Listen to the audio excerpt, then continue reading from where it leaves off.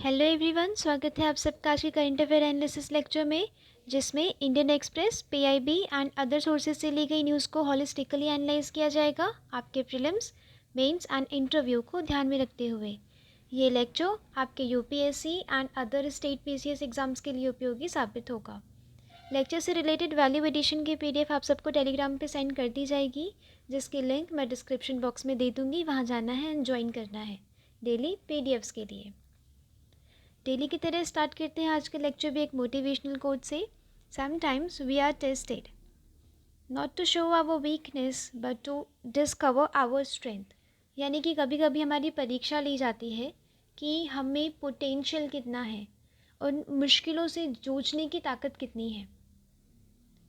Right, मैं महिमा Mishra present करती हूँ आज का Indian express newspaper analysis. Index देखते हैं क्या पढ़ना है और क्यों पढ़ना है। बायो एक्यूमुलेशन, बायो मैग्नीफिकेशन और ये जितने भी टॉपिक्स हैं ये आपके जीएस पेपर 3 एंड प्रीलिम्स के लिए इम्पॉर्टेंट हो जाते हैं। पर्सिस्टेंट ऑर्गेनिक पॉल्यूशन, इसी से रिलेटेड एक स्टॉकहोम कन्वेंशन है, पढ़ेंगे। कंट्रोलर एंड ऑडिटर जनरल से रिलेटेड एक एडिटोरियल है, बहुत इंपॉर्टेंट, उसमें सिटीज़न की पार्टिसिपेशन बताया गया है, वो आपके इंटरव्यू के लिए भी इम्पॉर्टेंट है एंड मेंस के लिए भी। कुछ रिलेटेड फैक्ट पढ़ेंगे जो प्रीलिम्स के लिए इम्पॉर्टेंट हो सकता है। रेड अरोरा दिखा है लद्दाख में, ये पढ़ेंगे क्या होता है। इंडियाज़ की मतलब इंडिया के डार्क स्काई रिजर्व से ये जो ऑब्जर्वेटरी है वहाँ पे ये ऑब्जर्वेशन पाई गई है। चांगथंग वाइल्ड लाइफ सेंचुरी, इसी से रिलेटेड है। हाईएस्ट लेक ऑन अर्थ, इसी से रिलेटेड न्यूज़ है। स्टार्ट करते हैं पहली न्यूज़ से।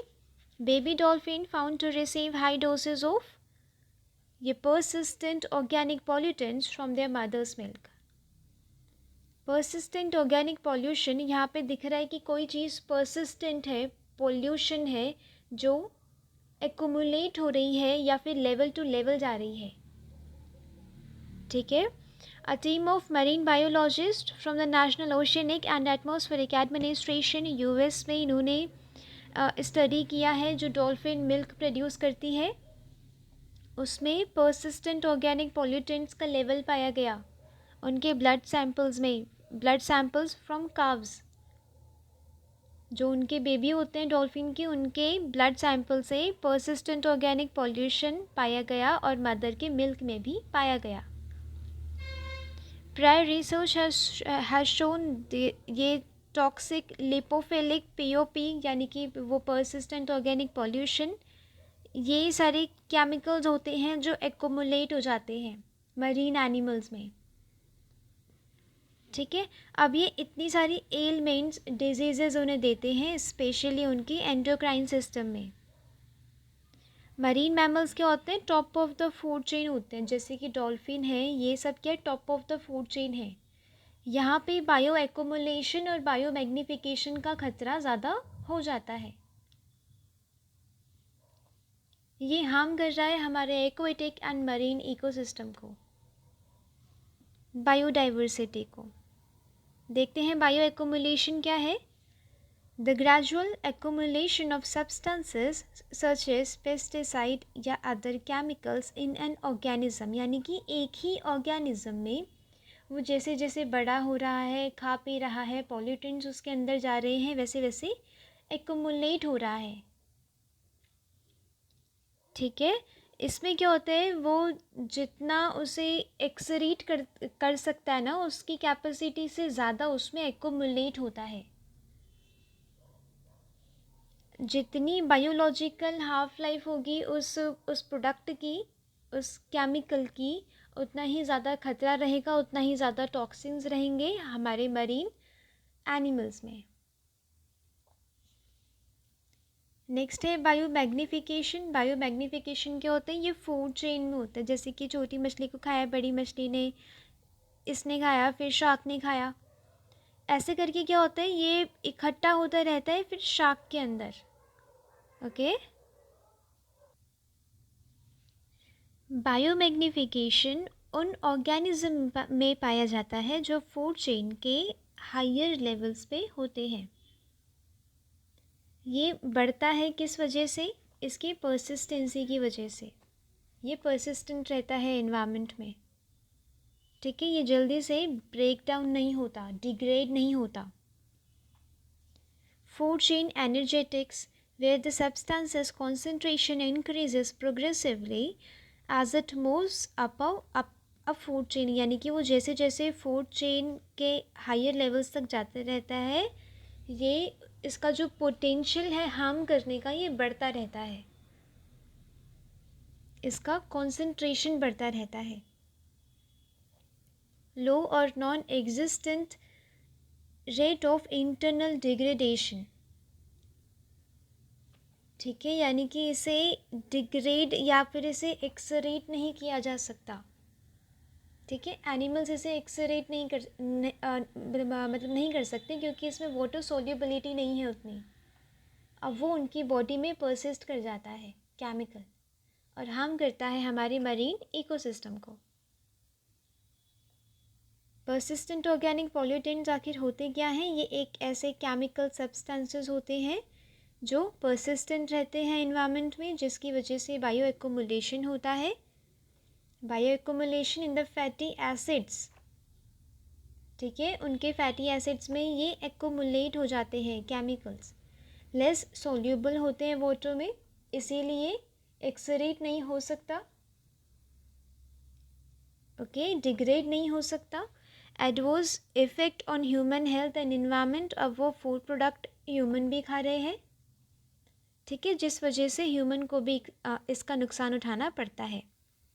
Exposure to persistent organic pollution lead to cancer, damage to central and peripheral nervous system, immune system को हार्म करता है। ये जीएस पेपर 3 में अगर आप आंसर लिखेंगे इन्वायरमेंट रिलेटेड या फिर पर्सिस्टेंट ऑर्गेनिक पॉल्यूशन रिलेटेड, तो आप ये मेंशन करेंगे कि ये ह्यूमन की वजह से जो पॉल्यूटेंट हैं वो चले जाते हैं मरीन इकोसिस्टम में और वो नुकसान पहुंचाते हैं इनोसेंट मरीन एनिमल्स को, ठीक है। रिप्रोडक्टिव डिसऑर्डर्स होते हैं इससे, ये इंटरफेयर कर जाता है normal infant and child development में, यानी कि बच्चे का विकास जिस ढंग से होना चाहिए था वो उस ढंग से नहीं हो रहा है, ठीक है, उसमें दिक्कतें आ रही हैं। ये परसिस्टेंट ऑर्गेनिक पॉल्यूशन का काम होता है। The property of long range environmental transport makes them spread widely in the atmosphere, ये ट्रांसपोर्ट हो जाते हैं, यानी कि आप देख रहे हैं कितने सारे लेवल्स को ये पार कर रहा है, तो इसकी कितनी परसिस्टेंसी है इन्वायरमेंट में। इसी से रिलेटेड एक स्टॉकहोम कन्वेंशन है। क्या है ये? एक ग्लोबल ट्रीटी है जो प्रोटेक्ट करती है ह्यूमन हेल्थ को, इन्वायरमेंट को फ्रॉम persistent organic pollution। 2001 में ये ट्रीटी लाई गई थी, स्टॉकहोम है स्वीडन में, became effective in 2004। ये छोटे छोटे fact one liner current affair के लिए इम्पॉर्टेंट हो जाते हैं। पीओपी, इन्होंने स्टॉकहोम कन्वेंशन में ना काफ़ी सारे ऐसे केमिकल्स को, हार्मफुल और टॉक्सिन्स को क्या किया गया, लिस्ट में बना दिया गया कि इन पॉल्यूटेंट्स का यूज़ नहीं किया जाएगा। इसका ऑब्जेक्टिव क्या है? सेफ़र ऑल्टरनेटिव्स में जाना, यानी कि उन केमिकल्स के बजाय और हम कौन से सेफ़ केमिकल्स यूज़ कर सकते हैं। Target additional POP for action, ठीक है, और पीओपी फ्री फ्यूचर होना चाहिए, इसके लिए ये काम करते हैं।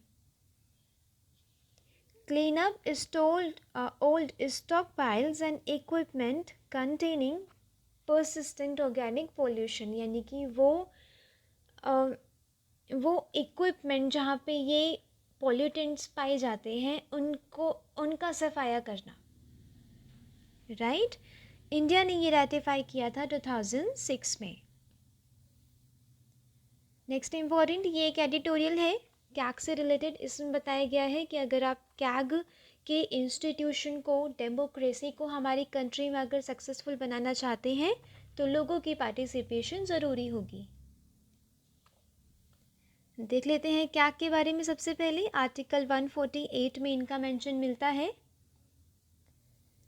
कैग की अपॉइंटमेंट, शपथ और सर्विस कंडीशंस इसमें पाई जाती हैं। और 149 आर्टिकल, ये वन लाइनर करंट अफेयर के लिए इम्पॉर्टेंट है, क्योंकि जो state PCS and other exams में ये आर्टिकल्स पूछ लिए जाते हैं।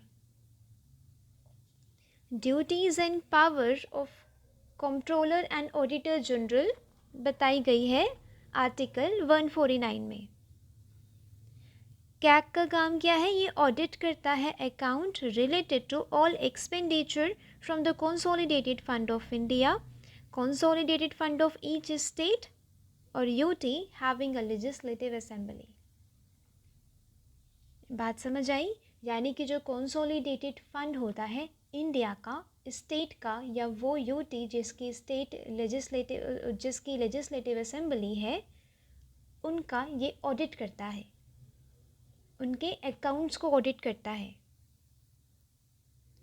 कंटिजेंसी फंड ऑफ इंडिया को भी ऑडिट करना इसी का काम है। Public accounts of India, contingency fund and public account of each state.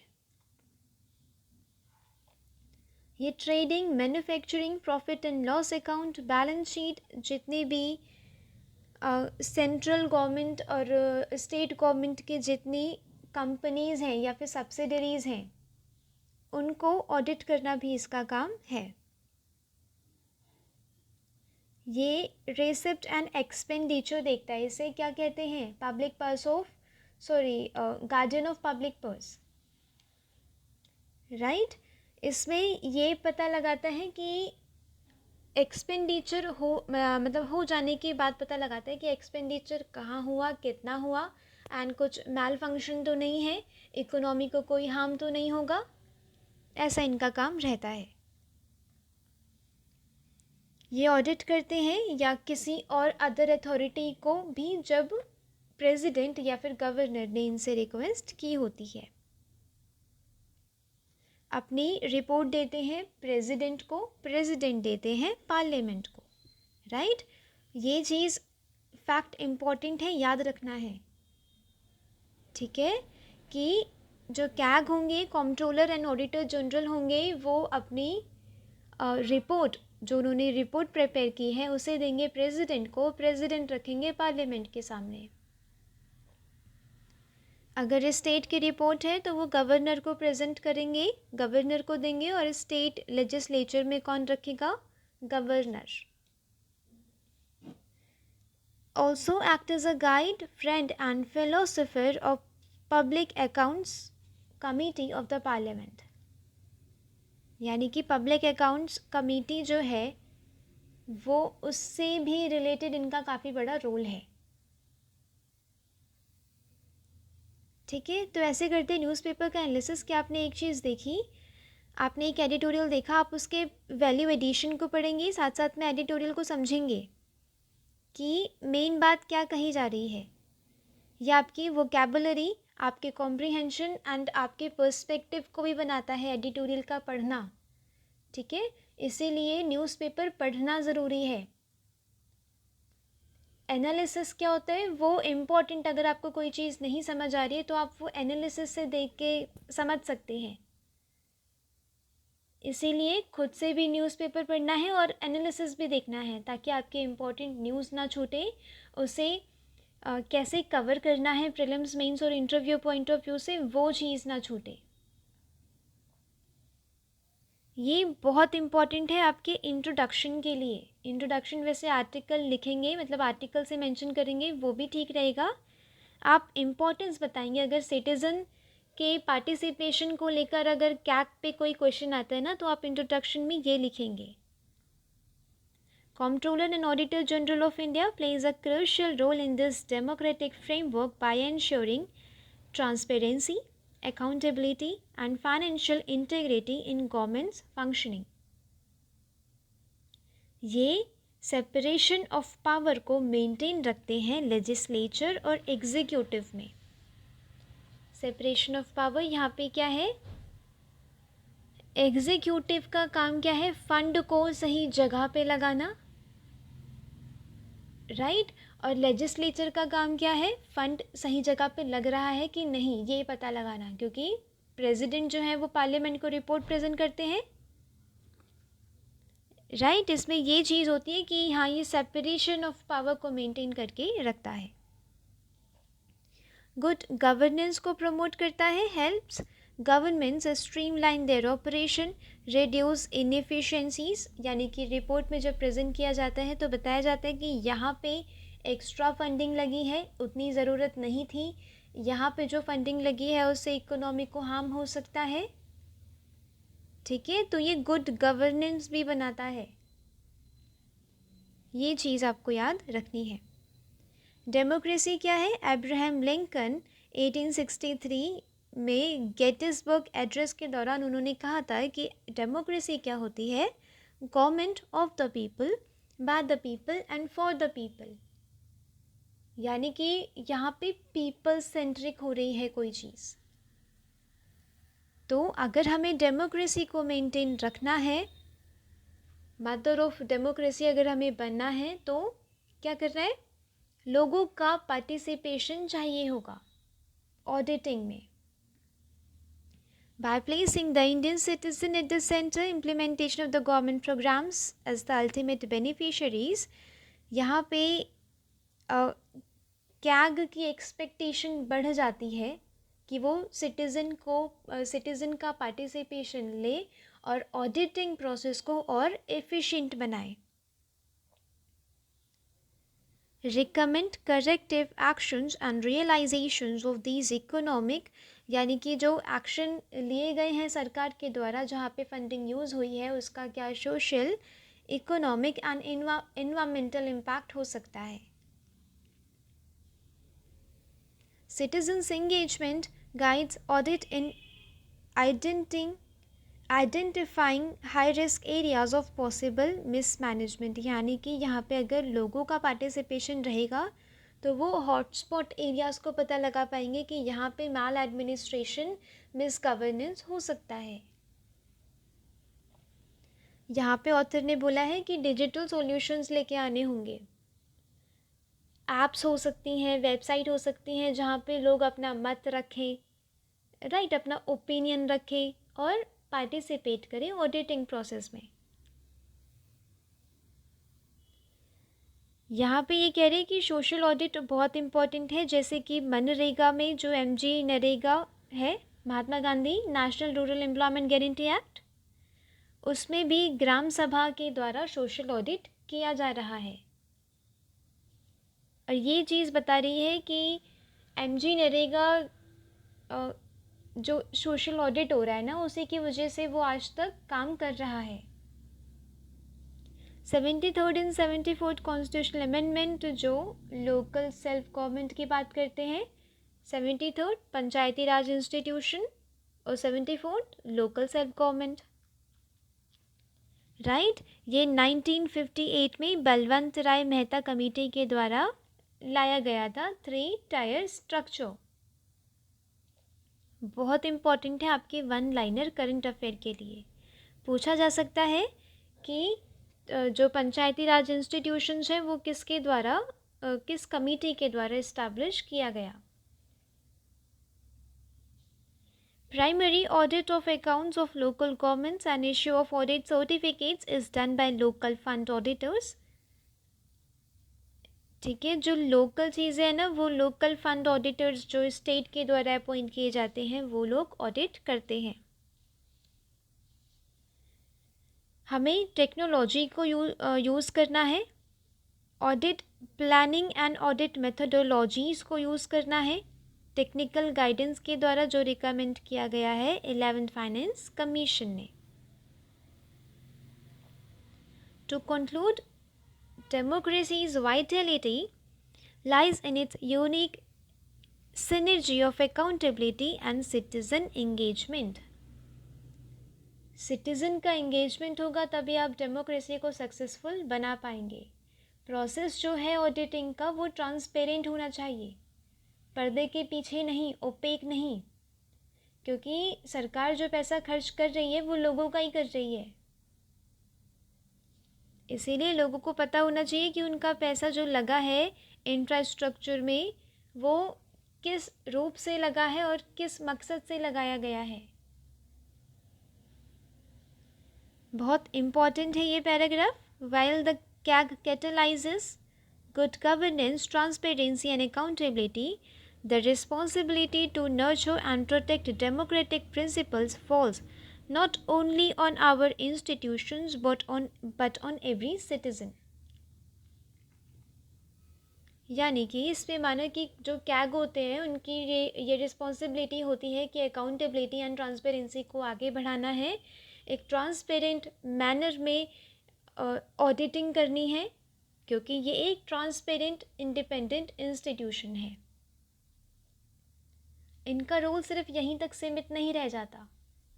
हमारे इंस्टीट्यूशन पे ही सारे बर्डन नहीं होना चाहिए, सिटीज़न को भी उनका बर्डन बांटना चाहिए और सिटीज़न की पार्टिसिपेशन से ही हम ऑडिटिंग सही कर पाएंगे और अपने देश की डेमोक्रेसी को सक्सेसफुल बना पाएंगे। क्योंकि आफ्टर ऑल डेमोक्रेसी क्या है? Of the people, by the people and for the people. ये चीज़ याद रखनी है और इंटरव्यू में आप सबको बोल के आना है। Next important observatories spotted red Arora over Ladakh. ये चीज़ समझनी ज़रूरी है, इससे रिलेटेड कुछ फैक्चुअल इन्फॉर्मेशन पढ़नी ज़रूरी है जो आपके प्रीलिम्स में एंड स्टेट पीसीएस एंड या आप कोई सा भी एग्ज़ाम दे उसमें इम्पॉर्टेंट होगा। द हानले एंड मेरक ऑब्जर्वेटरीज इन लद्दाख, जिन्होंने कैप्चर किया है नाइट स्काई रेड अरोरा को। ठीक है, अरोरास क्या होते हैं? Are the patterns of bright lights in the sky that are seen when particles ejected by the sun. जो पार्टिकल्स सन ने इजेक्ट किया है वो इंटरैक्ट कर जाते हैं विद अर्थ की मैग्नेटिक फील्ड। ये बात समझ आई? ऐसे फिनोमेना यूजुअली देखे जाते हैं पोल्स के पास।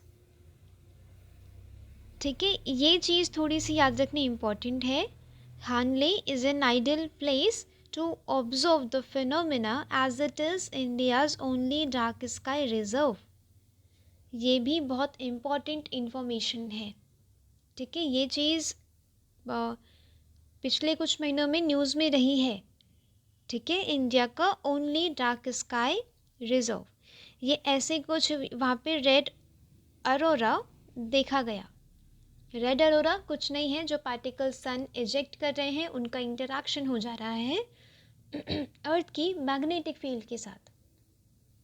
ठीक है, डार्क स्काई रिजर्व कहाँ पे लोकेटेड है? झांगतांग वाइल्ड लाइफ सेंचुरी में, लद्दाख लेह। ठीक है, अब ये वाली वाइल्ड लाइफ सेंचुरी भी इम्पोर्टेंट हो जाती है, इसीलिए कैसे पढ़ना है न्यूज़पेपर? मेन न्यूज़ के आसपास के जितने भी डॉट्स हैं ना, आप वो पढ़ेंगे, क्योंकि क्वेश्चन पूछ लिया जाता है डॉट से और उस टाइम पता नहीं चलता कि ये कब आया होगा न्यूज़ में, पता ही नहीं चला। ठीक है, फिर कहते हैं कि यूपीएससी का प्रीलिम्स अंडर द सन है। नो, हम उसे अच्छे से कवर नहीं कर पाते, मेन बात वो होती है। दिस सेंचुरी ये होम है diversity of flora and fauna का। स्प्रेड होता है 1600 स्क्वायर किलोमीटर में। लोकेटेड है लद्दाख की चांगतांग प्लेट्यू पे in the Leh district Jammu and Kashmir. और यहाँ पे अर्थ की हाईएस्ट लेक भी पाई जाती है इस चांगतांग वाइल्ड लाइफ सेंचुरी के अंदर, सो मोरेरी। ठीक है, तो ऐसे करते हैं न्यूज़पेपर का एनालिसिस कि आपने एक न्यूज़ पढ़ी, आप उससे कितने कनेक्टिंग डॉट्स आप कनेक्ट कर सकते हैं, वो ज़्यादा इम्पॉर्टेंट होता है। चीज़ों को एक्सट्रैक्ट, इन्फॉर्मेशन को एक्सट्रैक्ट करना इम्पॉर्टेंट होता है अपने prelims, mains and interview point of view से। ओके, तो आज के लिए न्यूज़पेपर में था बस इतना ही। मिलते हैं कल। लेक्चर से रिलेटेड वैल्यू एडिशन की पीडीएफ सेंड कर दी जाएगी आप सबको टेलीग्राम चैनल पे, जिसकी लिंक डिस्क्रिप्शन बॉक्स में मिल जाएगी। तो मिलते हैं कल। Thanks for watching. Thank you so much.